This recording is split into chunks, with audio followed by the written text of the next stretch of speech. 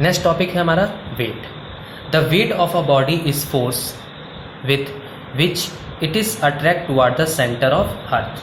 Formula है आपका W is equal to M into G. किसी भी बॉडी का वेट वो फोर्स होता है जिससे वो अर्थ के सेंटर की तरफ अट्रैक्ट होता है। मतलब कहने मतलब किसी भी बॉडी का जो वेट होता है वो फोर्स होता है जिससे अर्थ के सेंटर की तरफ अट्रैक्ट होता है। मतलब हम ये भी कह सकते हैं कि जैसे अर्थ जितनी फोर्स से किसी भी बॉडी को अपनी तरफ अट्रैक्ट करती है उसी फोर्स को हम वेट बोलते हैं। ठीक है। W is equal to M into G, where M is equal to mass of a body and small g is acceleration due to gravity. The SI unit of weight is also newton. Weight की जो SI unit होती है वो newton होती है। Weight is just like a force. The weight of body is a vector quantity. जो आपकी wait होती है ये एक क्या होती है, वेक्टर क्वांटिटी होती है। ठीक है।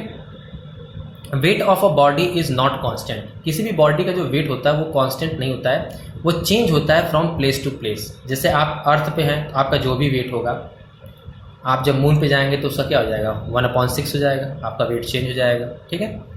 The weight of a body can be zero. आपका जो बॉडी का वेट, जो किसी भी बॉडी का जो वेट होता है वो जीरो हो सकता है। ठीक है। ये एक आपका छोटा सा न्यूमेरिकल है। Mass of a body is 5 kg। What is its wait?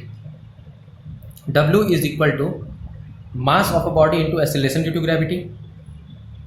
Acceleration due to gravity की वैल्यू आप लोग जानते हैं 9.8 होती है। इसमें आप मल्टीप्लाई करेंगे आपका हो जाएगा 49 न्यूटन। ठीक है। W की वैल्यू क्या आ गई, 49 newton. What is the mass of an object whose weight is 245 newton. आपसे मास पूछ रहा है। W is equal to M into G, formula आपका होता है, आपके G की वैल्यू 9.8 होती है, मल्टीप्लाई में है, इधर जाकर डिवाइड हो जाएगा। कैलकुलेशन करना आपका काम है, आप ऊपर भी 10 से मल्टीप्लाई कर दीजिएगा, नीचे भी 10 से मल्टीप्लाई कर दीजिएगा, उसके बाद आप डिवाइड कर लीजिएगा। ठीक है। एक बार मैं फिर से रिपीट करता हूँ।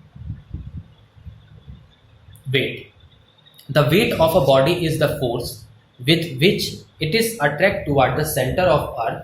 The formula of weight is M into G, where M is mass of a body, small g is acceleration due to gravity.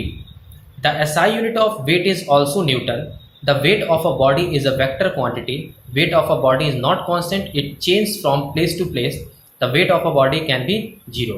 इस पूरे कहने को तो पहले आप देखिए वेट क्या होता है। किसी भी बॉडी का वेट वो फोर्स होता है, ध्यान सुनिएगा, किसी भी बॉडी का वेट वो फोर्स होता है जिससे वो अर्थ के सेंटर की तरफ अट्रैक्ट होता है। मतलब हम ये भी कह सकते हैं कि अर्थ जितनी फोर्स से किसी भी बॉडी को अपनी तरफ अट्रैक्ट करती है उसी फोर्स को हम वेट बोलते हैं। आपने फॉर्मूला पढ़ ही लिया, W is equal to M into G. Weight की SI यूनिट न्यूटन होती है। वेट एक वेक्टर क्वांटिटी होती है। वेट, किसी भी बॉडी का वेट कांस्टेंट नहीं होता है, ये जगह हर प्लेस पे चेंज होता रहता है। जैसे मैंने आपको अर्थ और मून के बारे में बताया, किसी भी बॉडी का जो वेट होता है वो जीरो हो सकता है। ये आपके दो न्यूमेरिकल थे। Mass of a body is 5 kg। What is its weight? Weight का फॉर्मूला लगाएगा M इंटू जी, आपकी स्मॉल g की वैल्यू 9.8 होती है, आप मल्टीप्लाई कर लीजिएगा, आपका वेट आ जाएगा 45 newton. What is the mass of an object whose weight is 245 newton? W is equal to M into G. G की वैल्यू आपकी 9.8 होती है, मल्टीप्लाई है, इधर जाकर डिवाइड होगा, कैलकुलेशन आप खुद से करिएगा। Okay, thank you.